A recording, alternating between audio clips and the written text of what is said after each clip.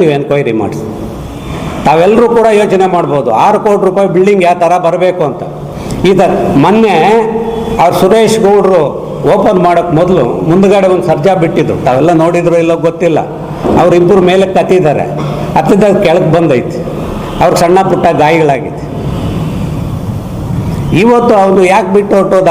ಅದು ಏರಿಯಾ ಎಂಥದ್ದು, ವ್ಯಾಪಾರ ಆಗುವಂಥ ಏರಿಯಾನ, ಎಲ್ಲ ಕೋರ್ಟು ತಾಲೂಕು ಕಚೇರಿ ಇರ್ತಕ್ಕಂಥದ್ದು. ರಜೆಗಳು ಬಂದರೆ 3 ದಿವಸ 4 ದಿವಸ ರಜೆಗಳು ಯಾರು ಜನ ಓಡಾಡಲ್ಲ. ಅಂಥ ಕಡೆ ಯಾವ ಥರ ಮಾಡಬೇಕು, ಇಲ್ಲಿ ಯಾವ ಥರ ಮಾಡಿದ್ರೆ ಇಲ್ಲಿ ಲಾಸ್ ಆಗ್ದಿರ ನಮ್ಗೆ ಬಾಡಿಗೆ ಬರ್ತದೆ, ಯಾವ ಥರ ಬಿಲ್ಡಿಂಗ್ ಕಟ್ಟಬೇಕು ಅಂತಕ್ಕಂಥ ಯೋಚನೆ ಇಲ್ದಿರ ಏನೋ ದೊಡ್ಡದಾಗಿ ಕಾಂಪ್ಲೆಕ್ಸ್ ಕಟ್ಟಿದ್ರೆ ಬರುತ್ತೆ ಅಂತ ಆವಾಗ ಹೇಳ್ತಾ ಇತ್ತು. ಕಾಂಪ್ಲೆಕ್ಸಲ್ಲಿ 6 ಲಕ್ಷ ತಿಂಗಳಿಗೆ ಬಾಡಿಗೆ ಬಂದರೆ ವರ್ಷಕ್ಕೆ 60 ಲಕ್ಷ ಆಯಿತು, 85 ಲಕ್ಷ ಆಯಿತು. ಸಾಲ ತೀರೋದ ಮೇಲೆ 10 ವರ್ಷದಲ್ಲಿ SLD ಬ್ಯಾಂಕೇ ಬೇಕಾಗಿಲ್ಲ ನಮಗೆ, ನಾವೇ ಸಾಲ ಕೊಡ್ಬೋದು ಅಂತಕ್ಕಂಥದ್ದನ್ನು ಕೂಡ ಹೇಳಿರೋದನ್ನು ನಾನು ಕೇಳಿದ್ದೀನಿ, ನೋಡಿದ್ದೀನಿ. ಇವತ್ತು ಅಂಥದ್ದು ಇವತ್ತು ಯಾರಿರ್ತಾರೆ ಅದರಲ್ಲಿ? ಅವ್ರು ಹೊರಟೋದ, ಲಾಸ್ ಮಾಡ್ಕೊಂಡ 8,000 ರೂಪಾಯಿ ಅವ್ನಿಗೆ ಬಿಟ್ವಿ. ಯಾಕಂದರೆ ಅವನು ಬಾಡಿಗೆ ಕಟ್ಟಿಲ್ಲ, 6-7 ತಿಂಗಳು ಹಂಗೆ ಇದ್ದ. 8 ಲಕ್ಷ 8 ಲಕ್ಷ ಬಿಟ್ವಿ. ಅದು ಒಂದು ಜನ್ರೇಟ್ರು ಅವ್ನಿಗೆ ಹಾಕ್ಕೊಂಡು ಆವಾಗ 1 ವರ್ಷ ಅದು ಹಂಗೆ ಖಾಲಿ ಬಿದ್ದಿತ್ತು. ಇವಾಗ ಅವ್ರಿಗೂ ಕೊಟ್ಟಿದ್ದಾರೆ, ಅವ್ರು ದೇವ್ರು ಒಳ್ಳೇದು ಮಾಡಲಿ. ನನಗನ್ಸೋ ಪ್ರಕಾರ ಅಲ್ಲಿ ಅವ್ರಿಗೂ ವ್ಯಾಪಾರ ಆಗೋದು ಕಷ್ಟ ಇದೆ. ಅವ್ರು ಇರ್ತಾರೋ ಬಿಡ್ತಾರೋ ಅದು ಮುಂದಿನ ಕತೆ. ಇಂಥ ಕೆಲಸಗಳನ್ನು ತಾವು ಮಾಡಿದ್ದೀರಿ, ಇದನ್ನು ಸರಿ ಇದೆ ಪಕ್ಕ ಇದೆ ಅಂತ ನೀವು ಹೇಳ್ತೀರಲ್ಲ, ಇದು ಸರಿನಾ ನಿಮಗೆ?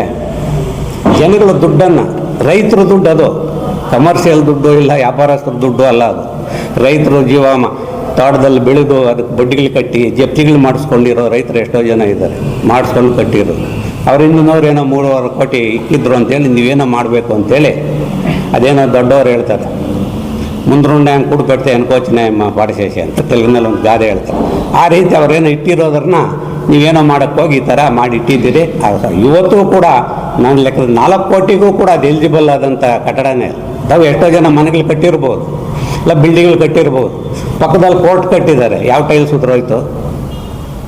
ತಾಲೂಕ್ ಪಂಚಾಯತಿ ಕಟ್ಟಿದ್ರು, ಎಲ್ಲಿ ಟೈಲ್ ಉದುರಿಸೋಯ್ತು? TPSನಲ್ಲಿ ನಾವು 12-13 ಇದ್ದಿದ್ದ ರೆಡ್ ಆಕ್ಸೈಡ್ ಎಲ್ಲ ತೆಗೆದು ನಾವು ಟೈಲ್ಸ್ ಹಾಕ್ತೀವಿ, ಎಷ್ಟೆಲ್ಲ ಕಿತ್ತೋಯ್ತು? ಹೆಂಗೆ ಕಿತ್ತೋಗೋದು? ಆವಾಗ 2 ವರ್ಷಕ್ಕೆ ಸೋರ್ತದ ಬಿಲ್ಡಿಂಗ್ ಅಂದರೆ ಏನರ್ಥ? ಎಷ್ಟು ಮಾತ್ರ ಕಟ್ಟಡ ಆಗಿರ್ಬೋದು. ಇವಾಗ ಕಟ್ಟಡ ಸ್ಟ್ರೆಂತ್ ಎಷ್ಟಿದೆಯೋ ಗೊತ್ತಿಲ್ಲ. ನೀವು ಇನ್ನೊಂದು ನೋಡಿ, ಇವಾಗ ಮೆಟ್ಲಿಗೆ ಸ್ಟೀಲ್ ಪೈಪ್ ಹಾಕ್ತಾರಲ್ಲ, ಆ ಸ್ಟೀಲ್ ಪೈಪ್ ನೋಡಿ ಏನಾಗಿದೆ, ಎಲ್ಲ ಕಲರ್ ಬಂದಿದೆ. ಲಿಫ್ಟು ಇವಾಗ 2 ಸಲ ರಿಪೇರಿ ಆಗಿದೆ. ಆ ಲಿಫ್ಟ್ ಎಂಥದ್ದಿರ್ಬೋದು? ಇವೆಲ್ಲ ಅದರಲ್ಲಿ ನೋಡಿದ್ರೆ ನಮಗೆ ಸಾಮಾನ್ಯ ಜನಕ್ಕೆ ಇದೇನಪ್ಪ ಇಷ್ಟೊಂದು ಕೋಟಿ ಬಂಡವಾಳ ಹಾಕಿ ಈ ಥರ ಕಟ್ಟಿದ್ದಾರೆ ಅನಿಸುತ್ತದೆ. ನೀವು ಕಮಿಟಿ ಏನು ಮಾಡ್ತಾಯಿದ್ರು?